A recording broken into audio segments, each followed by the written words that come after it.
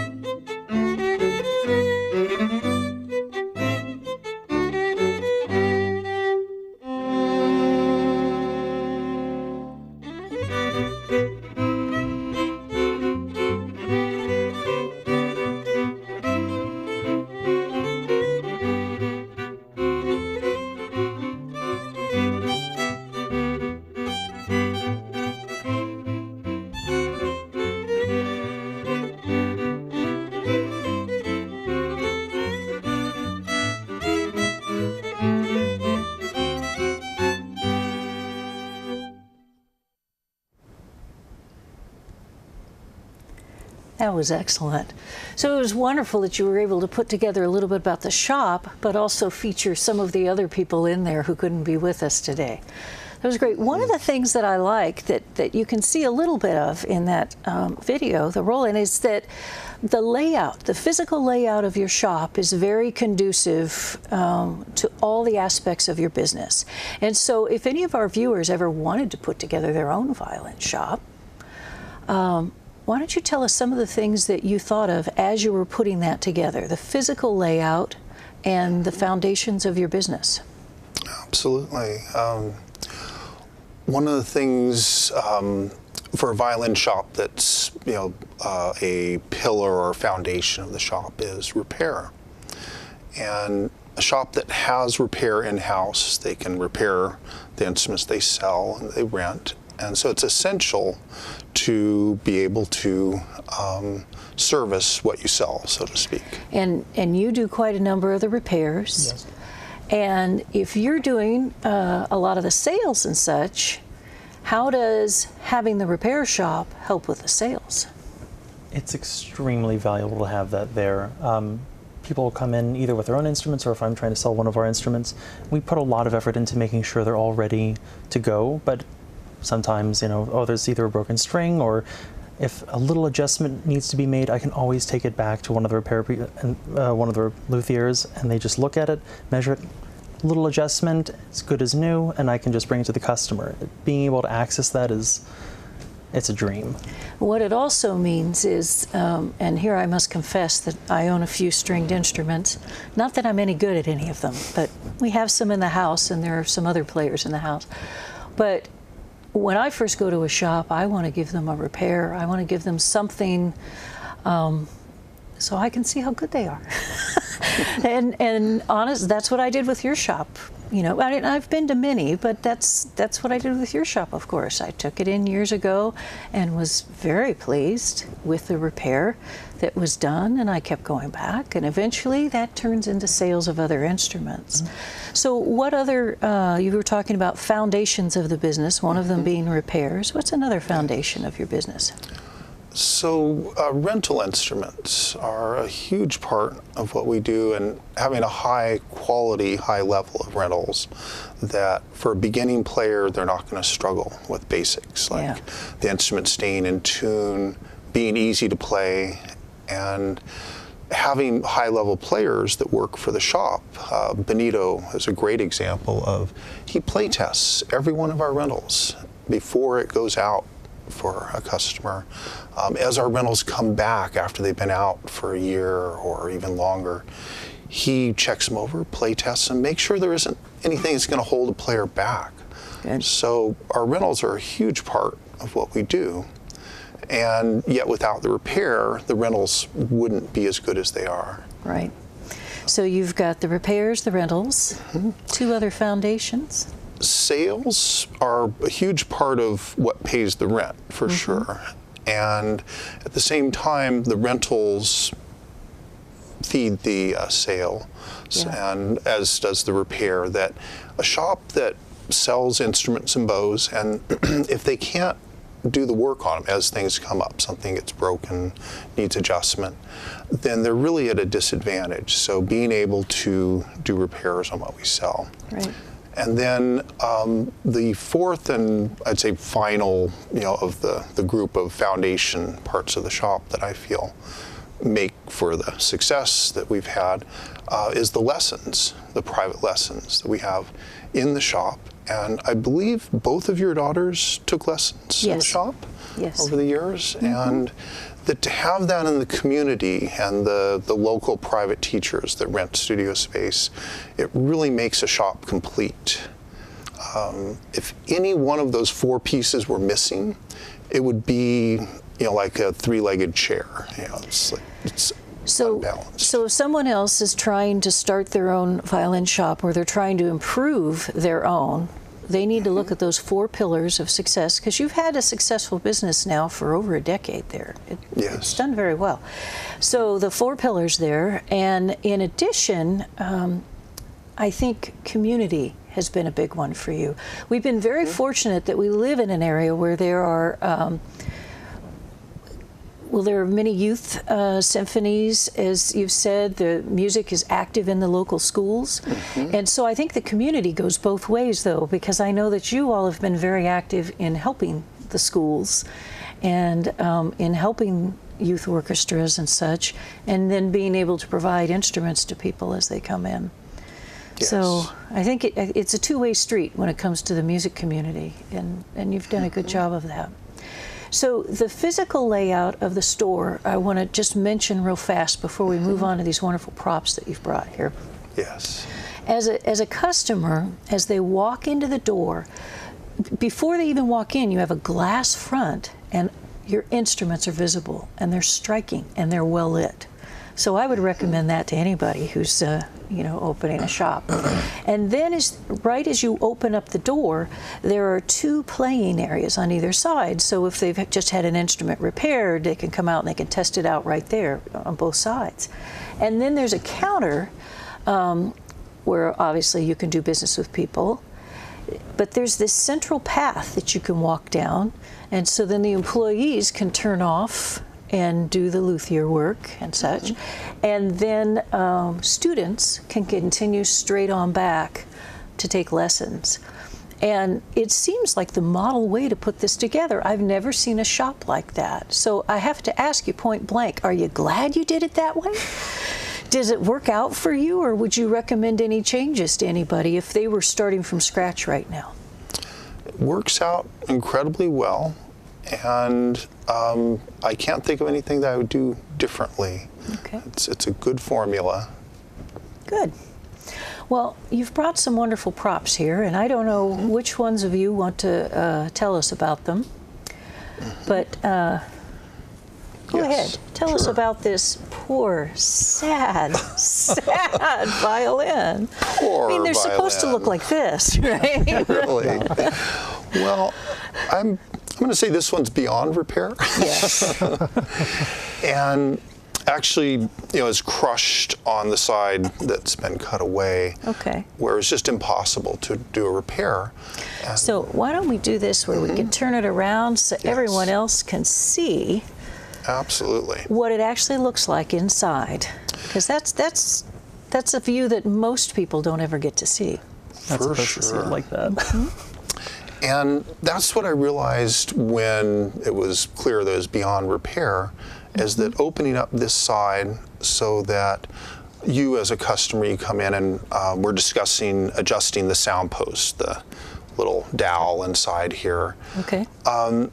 It's really hard to see from the outside till you open up the violin, and Which you're never supposed to do. never supposed Don't to ever do this again. Don't do this at home. Don't let anybody crush your violin. Yes. So we can talk about the sound post adjustment and how it's adjusted in relation to this other piece, the bass bar that's running the length of the top here, and how the two interact as far as for sound adjustment. The post can be moved, but the bass bar is stationary. So we balance the sound post in relation to the bass bar, but it all has to be done through the F-hole with a sound post adjuster. Okay. And so having the visual for customers has been a huge benefit. Yeah.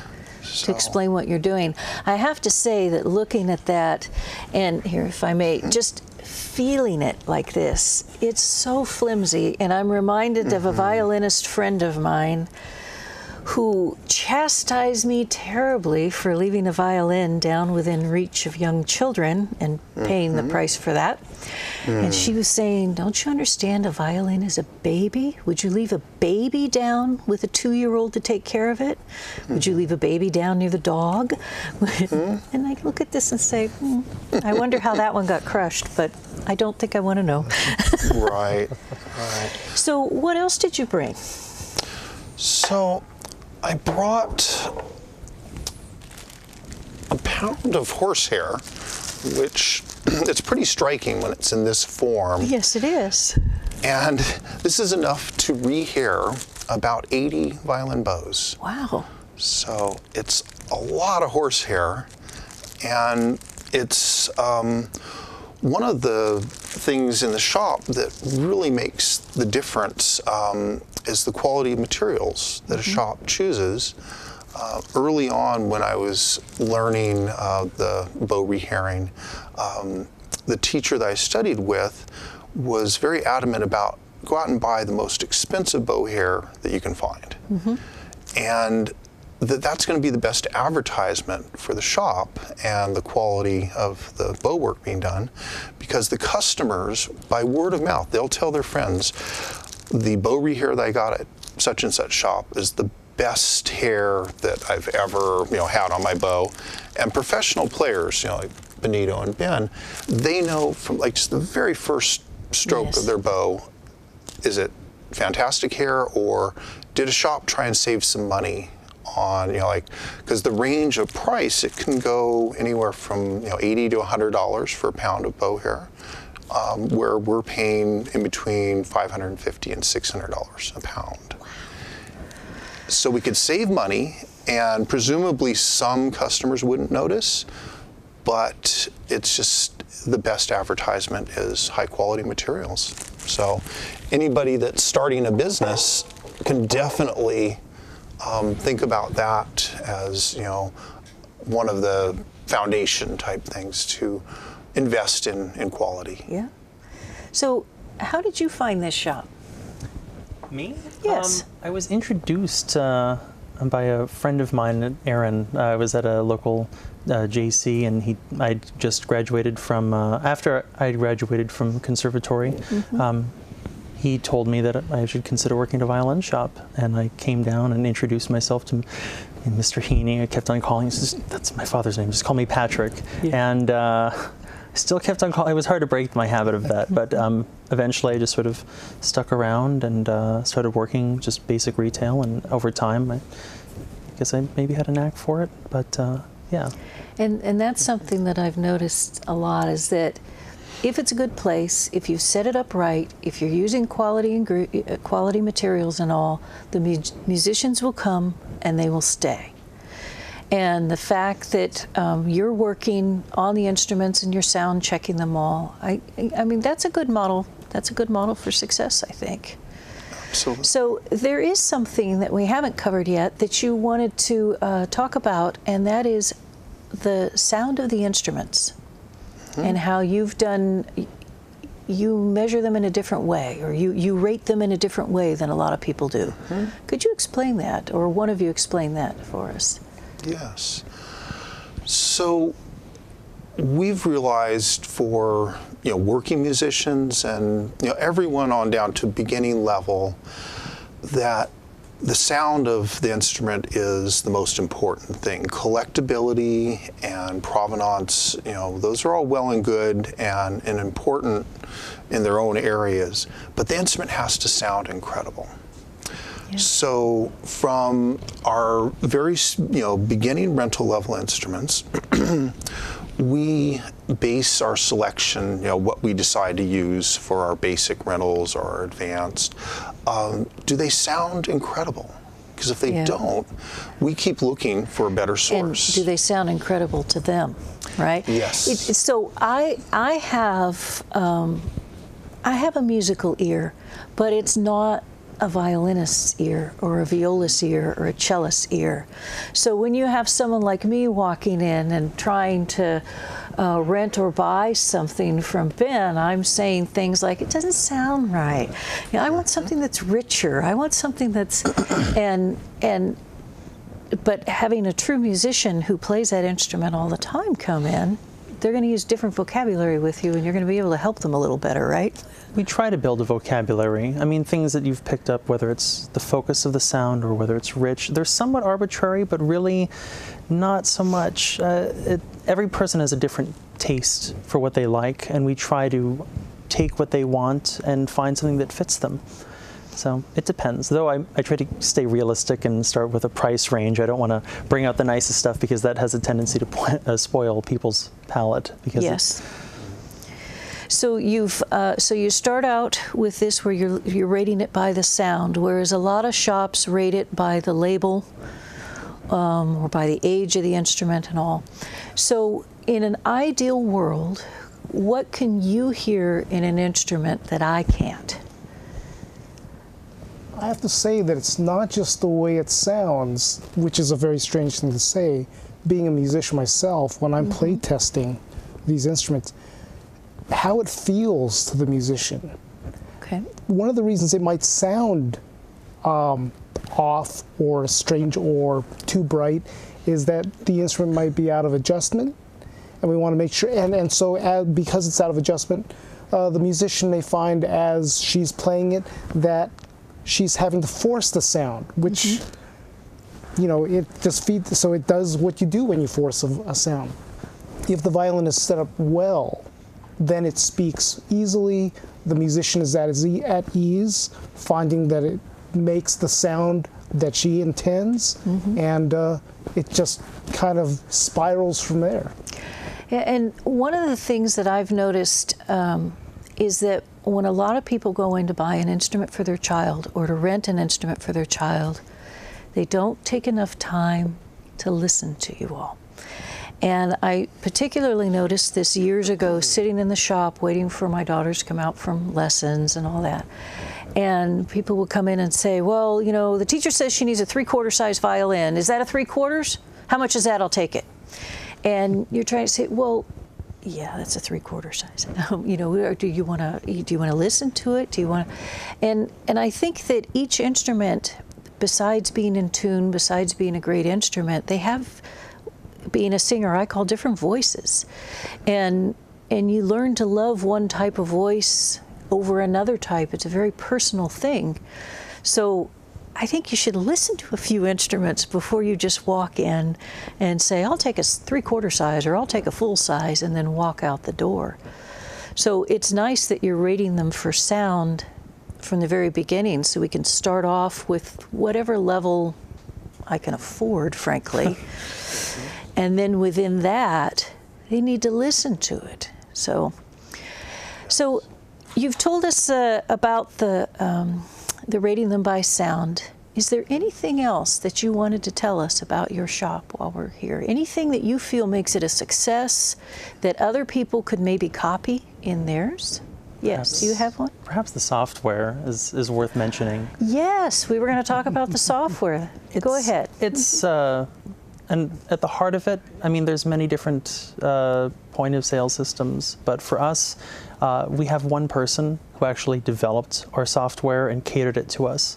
And the biggest advantage is that if we need a change made, it can be done in a few days. Our workflow is not hindered by our software. If we need something done, the software can change to us, not the other way around. We don't need to acquiesce to it. So it's something that was built for us. It does everything we need, and it's something that doesn't get in the way. We can just help the customers. So that's one of the things that I would say is it's sort of a secret part of success, is having something that really works for us. Yeah. I know in the past you said keeping track of all those slips of paper, it's a nightmare. Yeah. It's a nightmare. We're in a busy shop and you got instruments coming in and out. So We try not to write things by hand. It's Yes. stereotypical that in a violin shop you'd see a lot of hand repair tags, and now everything is stored digitally, and we don't lose things, and it's organized, and people get notified. And excellent. Anything else? So if I'm starting my own violin shop, which I'm not going to do, but some people watching this might own one or might be thinking of it. What else? I think that a huge part of our recent success, and it's taken us years to get to this point, by the way, but we figured out that hiring string players as our employees, Yes. string players of the violin family instruments, is a So you'll huge tolerate difference. a violist. We will tolerate. Lots of Actually, jokes. I have to say flat out, violists get too much grief. I agree. Violists are some of Too them. true. To me, I love the viola. I love the viola. So I'm glad to know that you hired a violist. Absolutely. Yes, but string players. String players, and it really was a turning point for us when we realized that when somebody is an accomplished player, they can speak the language, so to speak, of our customers. Yes. And it makes the interaction so much easier for the customer and everyone concerned. And it brings a new level to the business. And I'm incredibly fortunate the people that work at the shop, that I feel like we work together. It's not like they're working for the shop, it's a team, and we're all pulling in the same direction. So. And that makes it more fun as well. So I think that's great, that you can Yes. walk in and you can feel that mood in the shop. And I think what that does is then you pour a little more love into it and you get a little bit better product and you get people wanting to come back. So I really enjoy that. So if you have any last bit of advice for people, and again, starting a violin shop or whatever, any last 1 second piece of advice? Can I say something? Do the right thing. Do the right thing. Well, that's what Patrick's always Great. saying, do the right thing. So I appreciate all of you coming today. Thank you very much. Thank you very much for Thank being you. guests on Music Business Artistry. Thank you. Thank you.